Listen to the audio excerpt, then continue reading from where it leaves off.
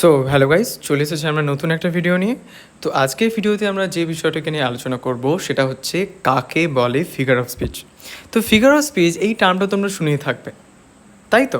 তো এবার দেখো কাকে বলে ফিগার অফ স্পিচ। দেখো, ফিগার অফ স্পিচ হচ্ছে এমন একটা বলতে পারো হচ্ছে রাইটিং স্টাইল, যেটার মধ্য দিয়ে আমরা ভাবো কোনো একটা শব্দ ব্যবহার করে, অর্থাৎ একটা যে শব্দের যে আক্ষরিক অর্থ সেটাকে না বুঝিয়ে যদি আমরা অন্য কোনো অর্থকে বোঝাই, অর্থাৎ এক প্রকার ওই বাক্যটার যে বলতে পারো মিনিং, ঠিক আছে, বা ওই বাক্যটার বলতে পারো যে গুরুত্ব, সেটাকে একটু বাড়িয়ে দেওয়া, সেটাই হচ্ছে আমাদের ফিগার অফ স্পিচ। ঠিক আছে, মানে এক প্রকার একটা বলতে পারো আমাদের ইংরেজি সাহিত্যে বা আমাদের ইংরেজি রাইটিংয়ের জগতে এটা হচ্ছে এক প্রকার একটা অলংকারের কাজ করছে।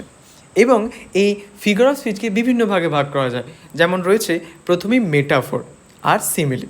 দেখো, সিমিলি আর মেটাফোর দুটোই একই, দুটোর মধ্য দিয়ে আমরা কি তুলনা করে থাকি, তাই তো। এবার দেখো সিমিলিতে সেখানে ডাইরেক্ট একটা বলতে পারো হচ্ছে কম্পারিজন, যেমন অ্যাজ, লাইক, এগুলো ব্যবহার করে আমরা কম্পেয়ার করে থাকি দুটো কোনো আলাদা আলাদা অবজেক্টের মধ্যে বা আলাদা আলাদা কোনো একটা বিষয়ের মধ্যে। আর অন্যদিকে মেটাফোরের ক্ষেত্রে সেখানে অ্যাজ লাইক ব্যবহার করা হয় না, ঠিক আছে। যেমন দেখো মেটাফোরে কী রয়েছে, the world is a stage, গোটা জগৎটা হয় যেন একটা স্টেজ, মঞ্চের মতো। তারপর সিমিলিতে দেখো কী রয়েছে, he is as brave as a lion, যে সে এতটাই সাহসী একটা লায়নের মতো।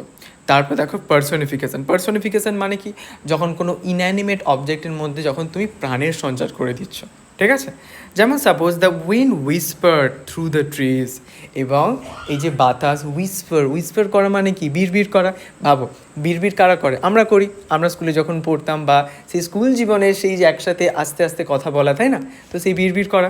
কিন্তু দেখো এখানে বলছে বাতাসের বিড়বিড় করার কথা বলা হচ্ছে, দ্য উইন্ড হুইসপার থ্রু, অর্থাৎ অ্যাকচুয়ালি থ্রু দ্য ট্রিজ, এবং গাছের মধ্য দিয়ে কী করছে, বাতাস বিড়বিড় করছে। তারপরে দেখো যে হাইপারবোল কী জিনিস, হাইপারবোল হচ্ছে যেটাকে বাংলা ভাষায় আমরা বলি কি, তিলকে তাল করা, তাই না। তো এখানে অতিরঞ্জিত করে দেখানো, যেমন দেখো বলছে, এটাকে যদি আমরা অন্য একটা এক্সাম্পল বলি, যেমন আই হ্যাভ, ধরে নাও হচ্ছে মিলিয়ন ওয়ার্কস, এবং আমার মানে আমার মিলিয়ন ওয়ার্কস রয়েছে টু ডু, করতে আমার বলতে পারো মিলিয়ন কাজ বাকি আছে যেগুলো করতে হবে আমাকে। তারপর অ্যাল্টারেশন কি, অ্যাল্টারেশন মানে কি, যখন কোনো দেখবে কোনো একটা লেটারের প্রোনাউন্সিয়েশন বারবার রিপিটেটিভ বইতে আমরা দেখতে পাই। যেমন দেখো এখানে রয়েছে she sells by the sea shore, এই যে দেখো এস সাউন্ডটা কতবার ট্রিগার হচ্ছে, এটাই হচ্ছে আমাদের অ্যাল্টারেশন, ঠিক আছে। তো